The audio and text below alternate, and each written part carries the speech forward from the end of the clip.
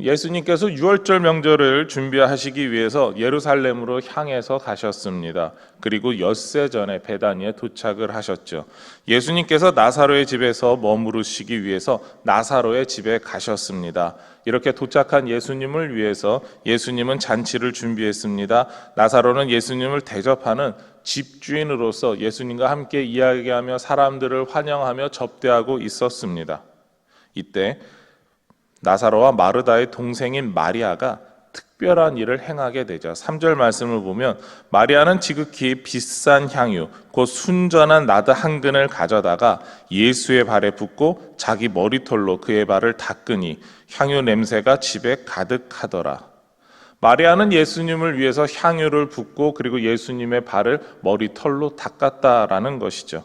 예수님께서 마리아의 행한 일에 대해서 이렇게 평가하십니다. 7절 말씀인데 우리 같이 읽겠습니다. 시작. 예수께서 이르시되 그를 가만두어 나의 장례할 날을 위하여 그것을 간직하게 하라. 아멘. 예수님께서는 마리아가 예수님의 장례를 준비한다라고 말씀하십니다. 예수님께서는 이제 자신이 하나님의 뜻대로 구속의 사역을 위해서 십자가에서 죽으셔야 할 때가 되었음을 아셨던 것이죠. 하나님의 선한 역사를 위해서 순종의 자리로 순종하는 마음으로 십자가를 지셔야 했던 것이죠. 어쩌면 예수님의 죽으심에 대해 나사로 3남매는 알고 있었을 것입니다. 이제는 마지막이다라는 마음으로 최선을 다해서 예수님께 자신들의 사랑을, 예수님을 섬기고자 했던 것이죠. 그런데 예수님을 맞이하는 나사로 3남매의 모습을 보면서 이들과 다르게 좀 특이한 반응을 보인 사람들이 있습니다. 특별히 특이한 반응을 보인 두 가지 반응이 있었는데 우리가 순종의 십자가로 향하시는 우리 주님에 대해서 나사로 3남매와 같은 마음을 가져야 될지 아니면 그 사람들과 같이 다른 마음을 갖지 말아야 할지에 대해서 한 번 더 고민하는 시간이 되기를 소망합니다. 첫 번째 나오는 사람은 예수님을 팔아서 자신의 이익을 추구하는 사람이 있었습니다. 바로 가룟 유다의 반응이죠. 가룟 유다는 예수님의 12 제자 중 한 사람이었습니다. 그런데 사도 요한은 자신과 같은 12 제자인 유다에 대해서 이렇게 말하죠. 제자 중 한 사람이지만 예수를 잡아줄 사람, 예수를 팔아넘길 배신자다라는 겁니다. 가룟 유다에 대해 선한 눈이나 불쌍한 눈으로 보지 말 것을 강조합니다. 가룟 유다가 배신자라고 확실하게 알려주고 있는 것이죠. 마리아가 예수님의 장례를 준비하기 위해 부은 향유에 대해 가룟 유다가 이렇게 말합니다. 5절 말씀인데요. 이 향유를 어찌하여 300데나리온에 팔아 가난한 자들에게 주지 아니하였느냐. 가룟 유다의 말만 놓고 보면 가룟 유다는 선한 사람입니다. 가난한 자들을 생각하는 경건한 유대인이죠. 향유를 허비하는 것보다 보다 규모 있게 사용할 수 있는 방법이 분명히 있다라고 말하는 것입니다. 예수님을 위해서 향유를 사용하였다면 가난한 사람들을 위해서 예수님이 구제금으로 쓸 수 있게 그것을 팔아서 예수님에게 드리는 것이 더 좋았을 뻔했다라는 겁니다. 이렇게 말만 놓고 보면 가룟 유다는 정말 대단한 사람으로 보입니다. 예수님을 향해서 그리고 규모 있게 다음의 일을 어떤 식으로 하면 좋을까까지 생각하고 사람들을 설득하는 사람이기 때문입니다. 그러나 사도 요한은 가룟 유다의 말을 이렇게 평가하죠. 6절 말씀입니다.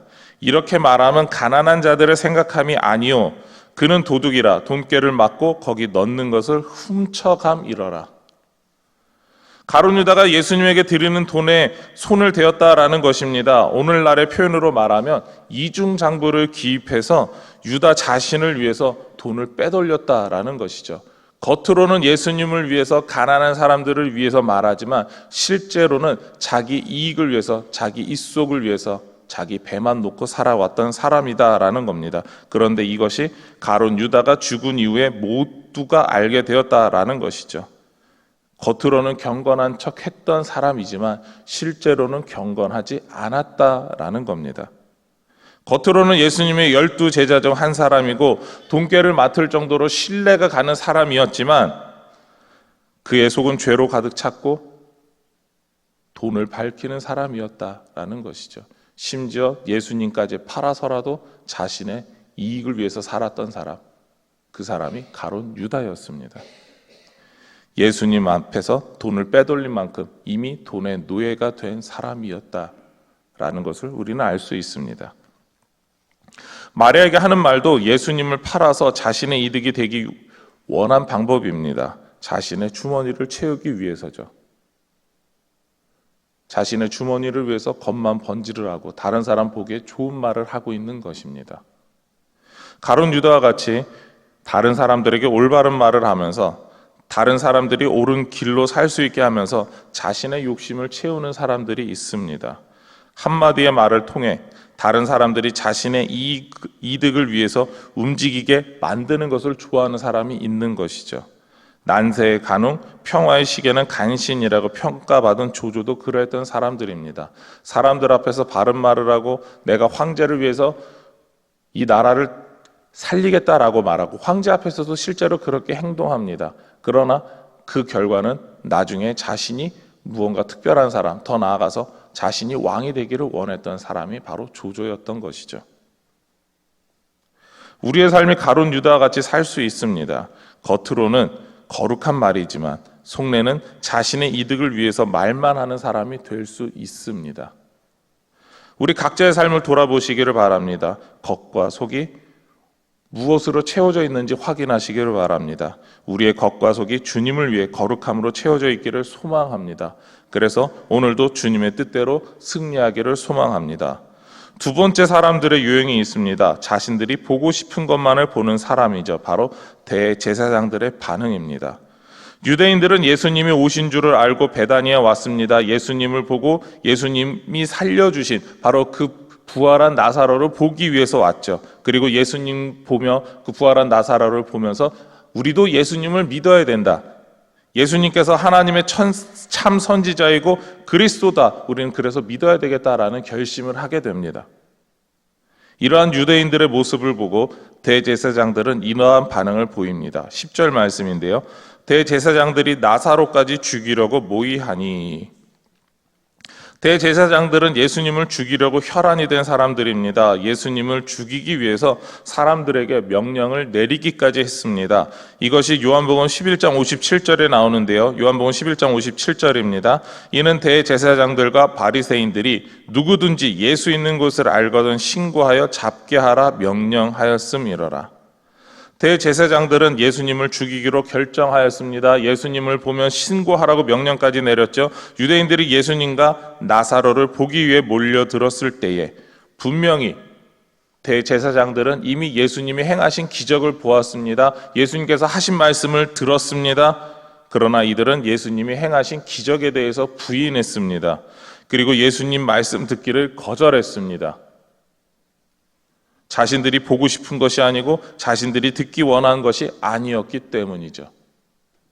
그래서 예수님의 기적과 말씀의 증거인 나사로까지 죽이려고 하는 것입니다. 나사로가 없다면 예수님이 행하는 저 기적이 그리고 저 말씀들이 다 거짓이 된다라는 것을 알고 있었기 때문입니다. 자신들이 원하는 일을 위해서 이미 이루어진 사실도 덮으려고 하는 것이죠. 순종의 십자가로 나아가시는 예수님을 위해 예수님의 장례를 준비하는 나사로 3남매의 모습을 보았습니다. 그러나 이들과 달리 전혀 다른 반응을 보여주는 가룟 유다와 대제사장들의 모습도 우리는 보았습니다. 특별히 가룟 유다와 대제사장들이 다른 반응을 보였던 이유는 그들의 마음에 하나님께서 예수님께서 없기 때문입니다. 그들은 자신들이 원하는 이득을 보았고 그들은 자신들이 보고 싶은 것만 보는 사람들이었기 때문입니다.